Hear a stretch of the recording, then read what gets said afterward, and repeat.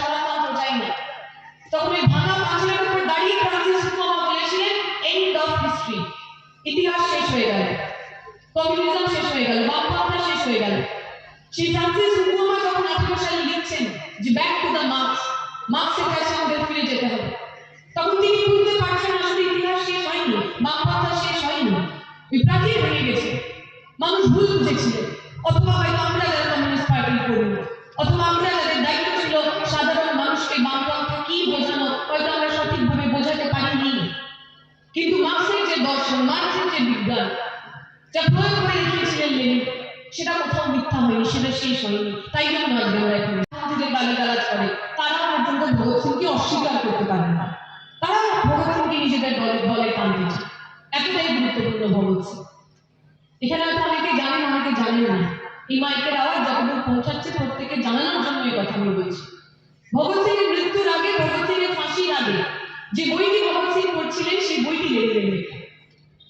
ওই ফাঁসি হওয়ার আগে যখন তার কাছে এসেছেন ব্রিটিশ পেয়াদারা, যখন তার কাছে এসে তার সাথে কথা বলার চেষ্টা করছে, জিজ্ঞেস করছেন তোমার শেষ ইচ্ছা কি, ভগৎ সিং তাকে আটকে দিয়েছেন, বলছেন এখন কথা বলো না, এখন এক বিপ্লবীর সঙ্গে আরেক বিপ্লবীর সংলাপ হচ্ছে, আমি লেনিনের বই পড়ছি, আমি লেনিনের বই পড়ছি, আমাকে এখন তুমি বিরক্ত করো না। এইটা তো লেনিন, এইটা তো কমিউনিজম, এইটা তো বামপন্থী মতাদর্শ।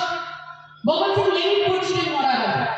ভগৎ সিং, আমার দেশের বীর সন্তান ভগৎ সিং, তার তৈরি করা সংগঠনের নামে সোশ্যালিজম, সোশ্যালিস্ট শব্দটা যুক্ত করেছিলেন।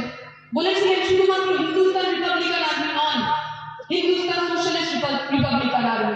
ভগৎ সিং বিশ্বাস করতেন এই যে আমার দেশ, আমার দেশটা যখন স্বাধীন হবে, যে দেশ স্বাধীন করার জন্য ভগৎ সিং শহীদ হলেন, ফাঁসির মঞ্চে নিজের গলা দিলেন, যে দেশকে স্বাধীন করার জন্য উনি পৌঁছে গেছিলেন, বোম মেরেছিলেন আর বলেছিলেন ইনকলাব জিন্দাবাদ। ওই ভগৎ সিং যে স্বপ্ন দেখেছিলেন, স্বাধীন ভারতের স্বপ্ন দেখেছিলেন, কেমন ছিল সেই ভারত? একটা খুব পপুলার ভিডিও আছে, অনেকেই হয়তো দেখেছেন, my name is Bhagat Singh সিনেমাটার অংশ।